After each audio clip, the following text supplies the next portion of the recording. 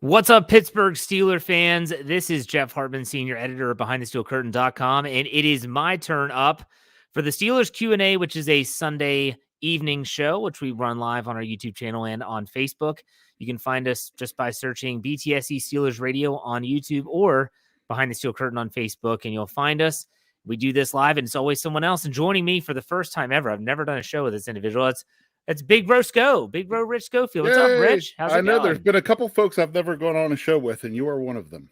So I think I might be down to just one person having not been on a show with now. Who's that? Do you know off the top of your head? Right, that has been here, right since I started, and that's Jeffrey Benedict. I've never done a show with Jeffrey either. I've done a segment. They had me on to talk about punting, but other than that, that's all I've known. But anyways, this is a show that's dedicated to you, the people that are watching live on YouTube or Facebook. We're going to answer your questions. That's why it's the Steelers Q&A. And we are going to get things started off as we wait for more people to chime in the live chat with a general question. Rich, I'm going to ask you this question. I've been asking everyone this question. Called my mom, ended up talking to my dad for Happy Mother's Day, by the way, to all the mothers out there. And I ended up talking to my dad, and I asked him the same question. That is, when Mike Tomlin says after they draft Kenny Pickett, 20th overall, he said this is going to be an open competition between Mason Rudolph, Pickett, Mitch Trubisky. Are you buying that, or do you think that's just him blowing smoke? What are your thoughts? No, I'm buying it. I bought it from the second they picked Kenny Pickett. I knew the competition would still be open. To me, that's just the way Coach Tomlin likes to run things. True, there hasn't been, he's really never had a quarterback competition, so to speak. But we've seen him in other positions kind of keep things open, and they go with the guys they feel, are performing the best and give them the best shot to win. I think it would be in their best interest as the Steelers as an organization keep it an open competition. I don't think there's any reason to throw Kenny Pickett out there before he's ready. Especially when you got two guys like Rudolph and Trubisky sitting right there who are very capable at starting football games. Right. And, Mike Tomlin was on the Believe in Steelers podcast with Ike Taylor and Mark Bergen this past week.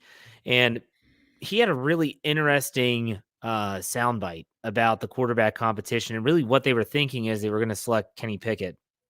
He said that they weren't sure what to expect when it came down to pick like 15 or so, and they had tried to trade up. That was the rumor that they were going to try to trade with Houston, and Houston wasn't trading that pick away.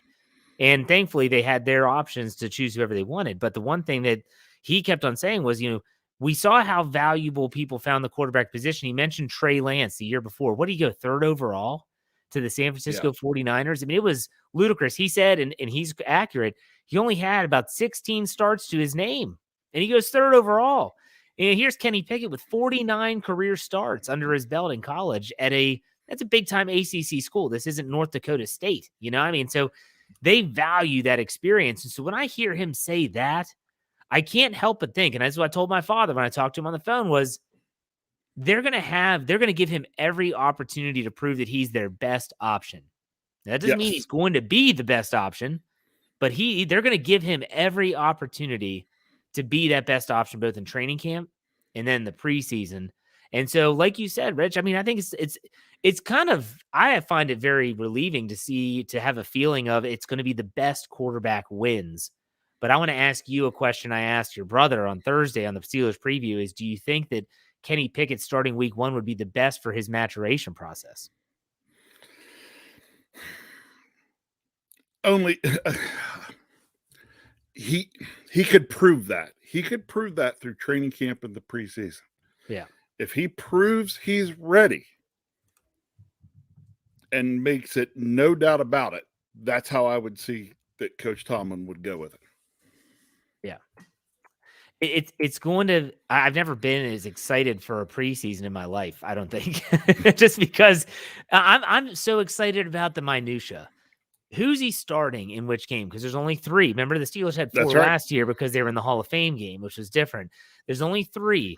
Do they give Mason Rudolph a start in one of those games? Or do they start with Trubisky? Then do they go Pickett? Do they give Rudolph the third start? Do they not? This is going to be interesting for me as a fan, I'm sure I'm not the only fan out there that's going to be saying similar things about, oh my goodness, this is uncharted waters for a lot of fans. There are fans that are probably listening to this or watching us right now that don't know a quarterback not named Ben Roethlisberger. So are you going to go up to training camp this year now that it's back at St. Vincent? That is the plan right now. Planning a day for myself and Kyle and Coach Hartman, who helps coach men's basketball at the college I work at.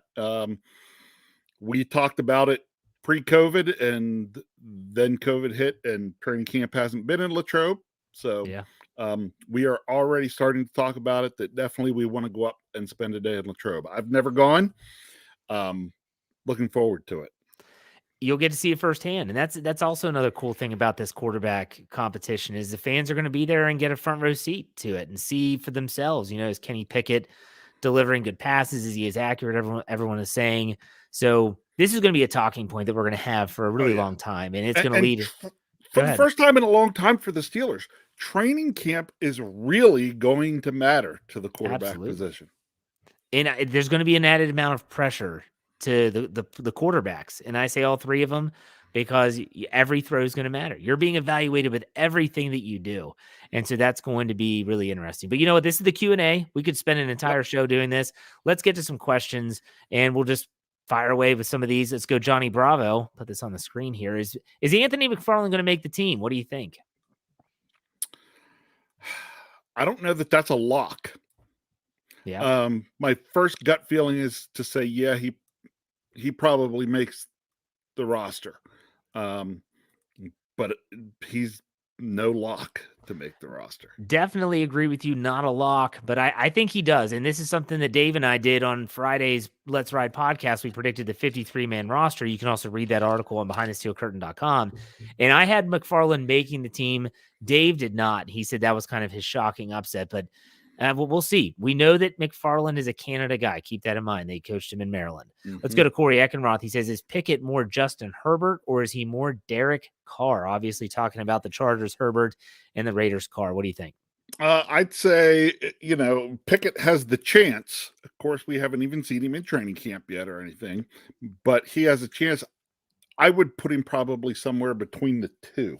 I think he might be a little better than Derek Carr was to start, but I thought Justin Herbert played so well his first year. Not sure that, not a lock that Kenny Pickett could perform to that level.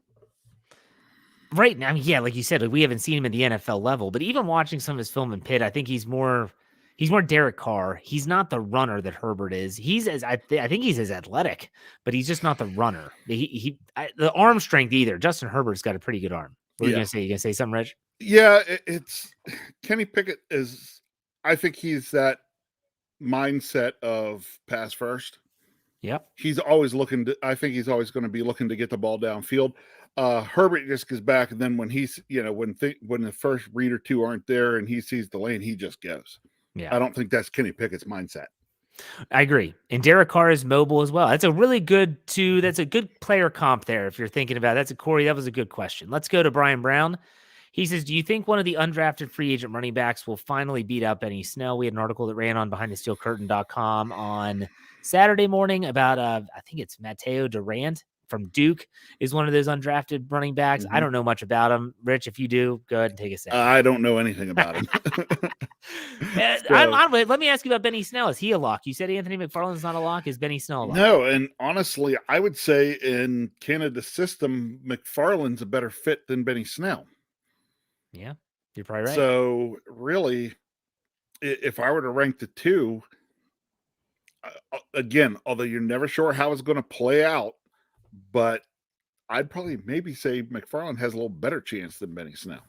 When it comes to making these tough decisions sometimes with the roster, what you have to look at and what Mike Tomlin looks at as well is special teams. Yep. That can be the decider. Benny Snell has proven himself as a willing special team player. He has made tackles on kickoff teams. That matters. Let's go to Kathy Ford. She asks, what are the Latrobe dates? They have not been announced yet, Kathy. They have not yet announced any official dates. They haven't even announced, I don't think, their mandatory minicamp dates yet. They've done OTAs, all phases. Rookie minicamp is coming up at the end of this week. the 13th to the 15th. We know the schedule release is the 12th. So the end of this week is going to be a lot of Steeler news, which is good for us at the website and podcasting. But still, they have not announced, at least what I've seen. Rich, you can correct me if I'm wrong. I have not seen any official dates on the I have not seen the dates, just that they are going back to Latrobe. That's all I've seen too. All right, let's go to Facebook. Josh Parker asks, switching to defense, what are your feelings on our run defense this year? Will it be up to snuff? That's a good question. The run defense was very porous last year. What do you think? Well, there's still some questions out there about who's going to be playing on the defensive line. Are we going to see Stephon Tuitt? How does Tyson Alualu come back from his injury? We got some new guys to work in there. You've got Isaiah Loudermilk now with a year under his belt. What kind of jump does he make in year two? Yeah, overall, I think we're going to see a difference in the run defense. And believe it or not, the wild card in this that I could see making a big difference in the run defense is Brian Flores. Yeah, that's a really good point. It's a really good point. That's something that Jeffrey Benedict talks a lot about on his podcast, The Cutting Room Floor. Brian Flores' imprint is going to be on this defense, and that Mike Tomlin has spoken publicly about this as well, saying how you can never have too many good minds working together. Some of these picks seem to be working in that direction. Tuitt coming back would be great. I love the pick of Leal in the third round. Yeah. It was basically them, in my opinion, it was them saying, if he comes back, that's awesome. If he doesn't, we have a plan in place. And that's what I wanted to see. And so we'll see, which kind of brings me up to Brian. I'll put this up on the screen. Mizwa, I'm assuming that's how you pronounce it. If not, I apologize. Has anyone heard any news on Tuitt? Nothing definitive. There's been no news that is anywhere near definitive news based on the fact that Mike Tomlin was asked multiple times in post-draft press conferences about it, and every time he said there is no update. There is no update. So when we'll get anything definitive might not be until mandatory minicamp. Does he show up? Is he there? Yeah, that's mandatory.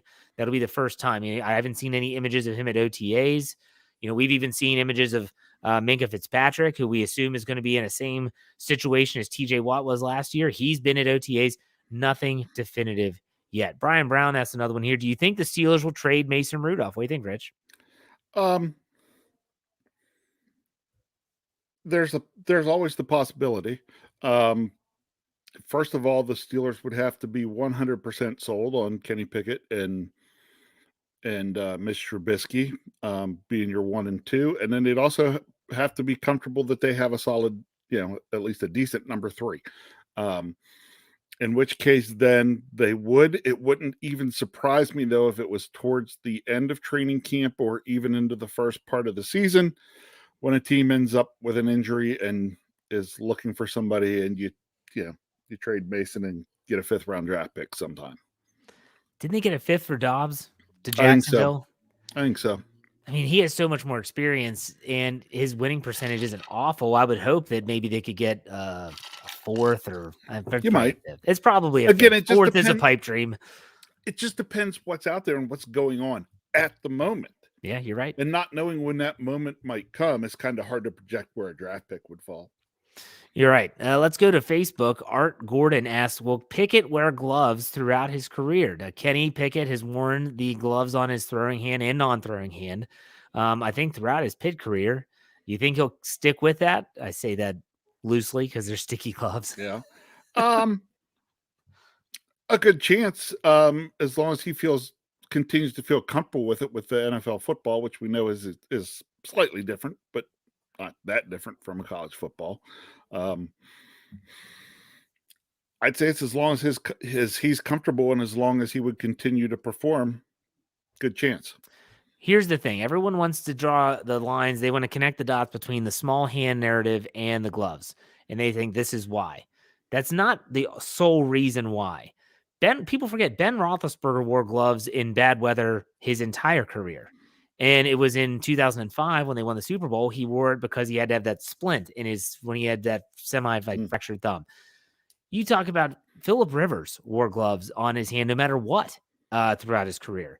Kurt Warner wore gloves on his hands. And these are quarterbacks that people don't really talk about. They're good quarterbacks. And it's because they like that sensation of the grip. They want that firm grip on the football. if he wants to wear gloves and he's delivering the football in a timely manner and he's getting rid of the ball, he's throwing touchdowns, who cares? I don't, but that's just me. Let's go to Matthias. Oh, I'm not trying that last name. He said from Facebook, do you think this year's Steelers roster is the best since 2016? I'm trying to think back to the 2016 roster. Rich, if you know, go for it. I can look it up. Was 16? I'm trying to remember. Was 16? 2017 was the 13-3 year. True. I would think that's and that was obviously the Ryan Shazier. That was obviously the Ryan Shazier injury. But let me see here. Let's see if I can bring it up. Can you think of anything though while I'm looking it up? Well, I can tell you exactly how I'd answer this question. Go for it. I would answer this question as no, because this roster hasn't proven anything yet. That's a good point. This was the Sammy Coates, Ross Cockrell, Sean Davis, DeCastro, Bud Dupree obviously was on the team. LJ Fort was still on the Steelers that year. William Gay was still on the team. That was the year they got Justin Gilbert. I remember that. That was from the Browns. Ladarius Green was on the Steelers that year. So was Xavier Grimble, Kobe, Combat Catch Hamilton, Javon Hargrave. That was Ryan Harris. Forgot about him. He was only on, that was like a cup of coffee. Yeah, this was the year that they made it to the AFC Championship game. Yes, this was the year they made it to the AFC Championship game. This is the year that everything kind of went off the rails following that. But Zach Mettenberger was on the roster that year. Oh my gosh, some of these names: Mike Mitchell, Arthur Motes, Rosie Nix, Eli Rogers. Yeah, Shamarko Thomas was still on the roster in 2016. Fitzgerald Toussaint. Don't want to bring up that name, but yeah, I don't know. Like, I agree with you though. This roster right now is totally unproven, but on paper, they've improved a lot of the areas that need improvement. So there you go. I could use your favorite word, and this has the potential that they could be, but they haven't done anything. Exactly. So I hate that word. Always hate that word. As a I coach, know you hate that word. Yeah. Because people used to ask me as a coach, they'd say, "Coach, what's the team going to look like this year?" Now I say we got a lot of potential, but that means absolutely nothing. Because you have to. It means I have no clue. That's what speaks volumes about me as a coach. So.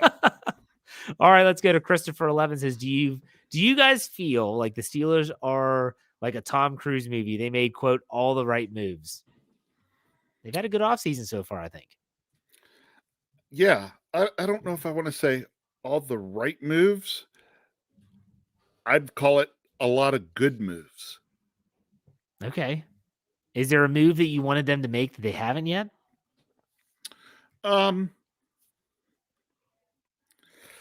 only thing I was a little surprised was I thought there might be the chance in the draft that earlier on they get another offensive tackle. Okay, because I was gonna say secondary. I was thinking cornerback when you said earlier in the draft. That's what I was thinking. Well, I was thinking one of the two. Actually, Dave and I talked about this on one of our shows, and we thought that there was a good chance that they would go offensive tackle or corner somewhere in the first 3 rounds.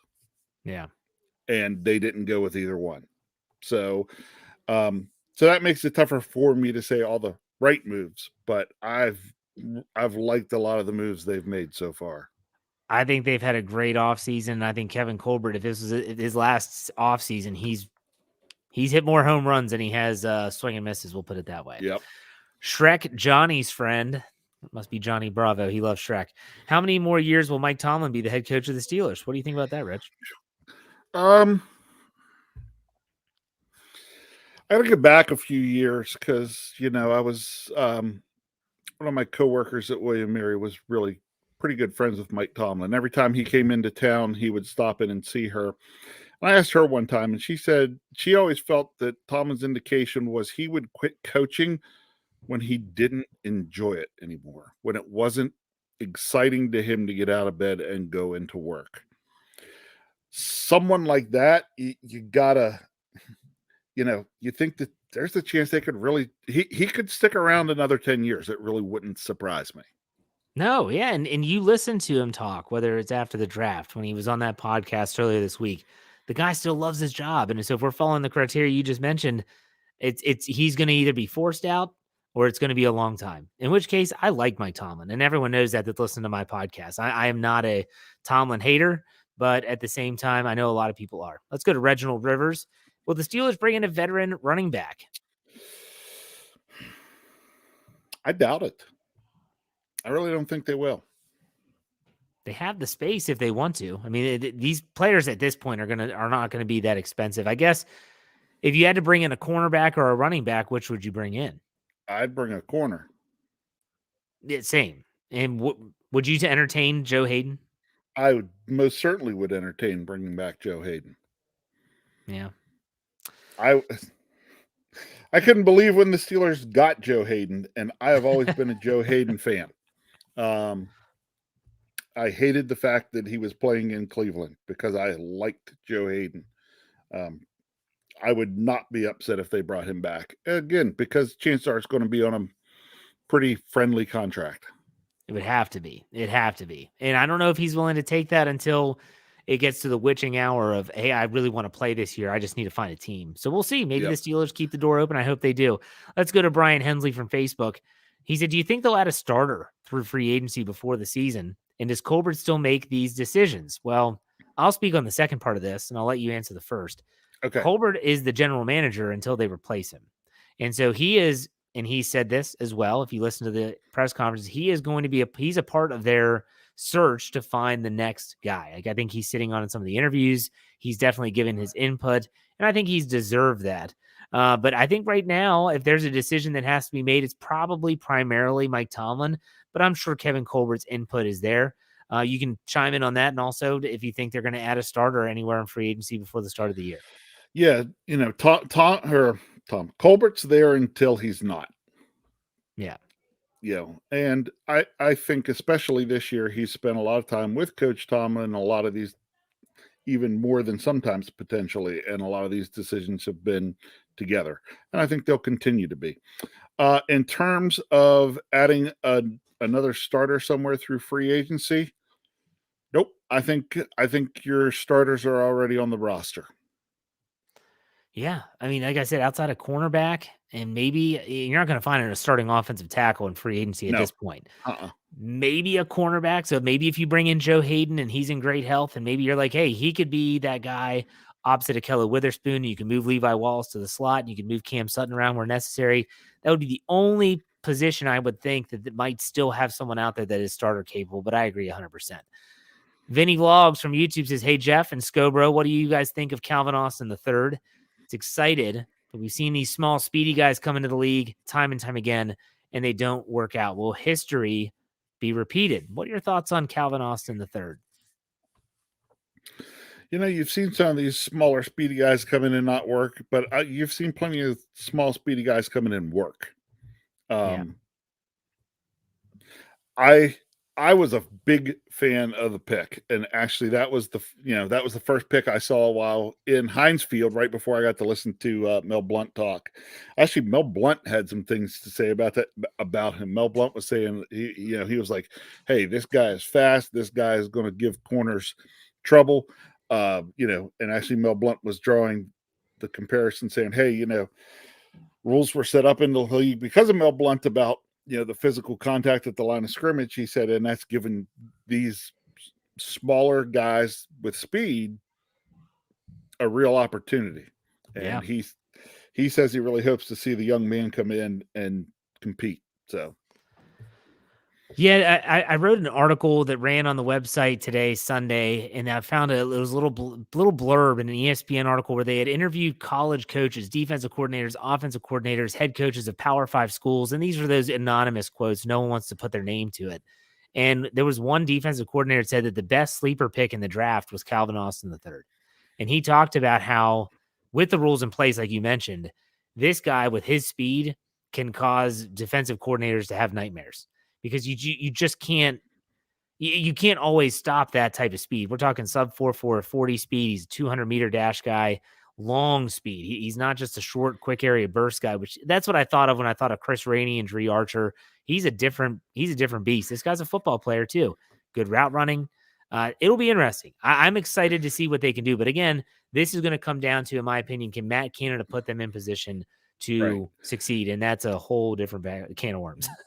The other thing I think about with him is I don't think just of him. I look at the other wide receivers that will be around. Okay. You've got Pickens that they drafted Yep. In round 2, you've got, Chase Claypool, you've got Deontay Johnson. I mean, could you just imagine 4 receiver sets with those 4 guys on the field? Yeah, and if you want a fifth, put Pat Freiermuth out there and really get the mismatches going. Exactly. I mean, we went from wide receiver being the what I want to say, where we knew we had holes needed to be filled because there just wasn't the depth there, to suddenly in the draft adding the 2 guys they added, saying like, okay, the wide receiver room's fine now. It's hard to believe.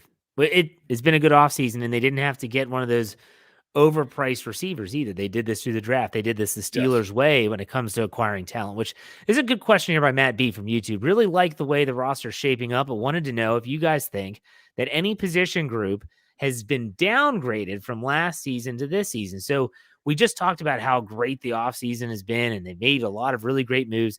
Is there any position that you look at now, again, just on paper, where you're thinking, this position is not as good as it was last year? There's one that's glaring, but it just depends on how you view the position, but I'll let you go first.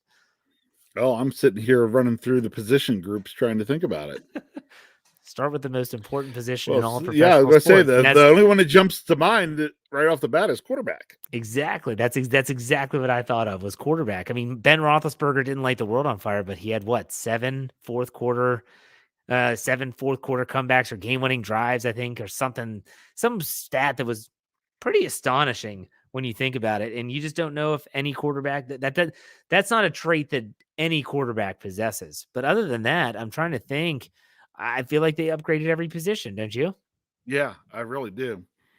And I think they were very deliberate in how they did it, especially offensively. I think they took the opportunity to transition the players to look for guys they felt would work well in Matt Canada's offense. So, yeah. So again, like I said, it's going to come down to Canada's got to get the job done, which that's a whole other can of worms. Let's go to Johnny Bravo. Are you guys confident in the runners behind Najee Harris? We kind of talked about this a little bit, but what do you think? As long as Najee's not out long term, you've got guys that I feel can spot start or running back cut by committee in there if need be. But after Najee, you don't have another bell cow running back. Yeah. I don't know if you need that bell cow running back. You need to have a runner that they're saying, if you have to come in for a series, we're not going to feel like the offense is going to fall apart. And you think about some of the runners that they've had in the past, even going back to the Jerome Bettis days. I don't care if it's Veron Haynes, if it was Mewelde Moore, even D'Angelo Williams when Le'Veon Bell was suspended. Mm-hmm. I mean, they were capable running backs that they could carry the load for. You felt it last year. I'm sure you did as a fan watching this football team. If Najee Harris had to come out for a series, you're like, oh, nothing's going to happen. They're not going to run the ball. They're not going to run the ball. There's no way they're going to give it to Benny Snell unless they absolutely have to. And that was very few and far between. So I'm not crazy about the running backs behind Najee Harris. And I hope the Steelers can somehow find, I don't care if it's an undrafted rookie. Who cares? Get someone in there. They're like, we can trust this guy. We'll see if they do. And maybe I don't care if it's Connor Hayward. Let me be honest there. So let's go. Yeah. Let's go with another one from Facebook. Danny Waycaster says, do you guys feel like Kenny Pickett has a better chance of being super successful in Pittsburgh with his familiarity with everything versus maybe not having success had he gone somewhere else? So I guess this boils down to, do you think because Pittsburgh signed him, he's familiar with the facility, the city, et cetera, that he'll have more success there compared to maybe starting over? I don't want to say necessarily that he'll have more success, but I think he could transition quicker. That's a great point. That's a great point. Because of that familiarity. Yeah. I don't know how much that would put. He's not moving. Think about it. He's not moving to a new city looking to get a new place to live. He's going to be able to, he already said, oh, hey, I'll give the tour of the city to the rookies when they come in, there's something to be said for that. Yeah. I don't know in the NFL if familiarity with a town or a facility is going to really matter. It's going to help him with his comfortability. He's going to be more comfortable. He's not going to have to learn new roads and how to get here, how to get there. So maybe with some people that'll play a factor. if you're drafting a first-round quarterback, I don't think it matters where you live. I mean, he already talked about he's going to have to get a new apartment, so he's going to have to do that because he was probably living with a bunch of. I think he labeled them as gross college kids, so he's going to get his own apartment in Pittsburgh, and so he's still going to have some newness. So it's going to be interesting. So Kenny Pickett, that's going to be what everyone's going to be watching as the Steelers head into, like I said, mandatory rookie minicamp will be this upcoming weekend. So the 13th to the 15th, that's for all the rookies, undrafted rookie free agents, and those players that get those invitations from the Steelers to come in and try out. And sometimes you'll see those guys that are on future deals get cut and they'll sign a rookie to the roster. And so you'll see all that stuff. It's going to be interesting to see how this all pans out. OTAs are still going on. We'll have all that information for you behind thesteelcurtain.com. All right, Big Bros go. It's a good show. Will you have any final words, final thoughts before we call it a show? Oh, just, excited as the draft is finished, and the conversations have shifted. We're sitting here talking more about, what the Steelers roster is looking like now, not, what are they going to do in the draft? That's done. So love it moving forward. Now, we sit through what I call the next big lull until training camp gets going. But yeah, the lull for me is once OTAs wraps up, mandatory minicamp wraps up, that's when the players jettison out in June, and they go on their way in June and early July, and then they come back, and then training camp starts, and that's when the whole thing ramps up. So the dog days of summer are real for the National Football League. I always say it, I'll say it again, you hope you don't get news during those months, because that's never good news when you get news in the months of June and early July. So, all right, you did a show with Jeff Hartman. You can check that off your box. I did a show with Big Bros Go. Good job. Make sure you check us out wherever you get your podcast by searching Steelers or Behind the Steel Curtain. You can subscribe, follow us. So you get all of our audio content, like my Let's Ride podcast every Monday, Wednesday, Friday morning, as well as the Big Bros Go and Dave Schofield Show, the Sco Bros Show, which is every Tuesday night live on YouTube and Facebook, as well as on our audio platform. And as always, BehindTheSteelCurtain.com should be your one-stop shop for all things Pittsburgh Steelers. And next Sunday, you'll have two new hosts on the Steelers Q&A. Take it easy. See you next time.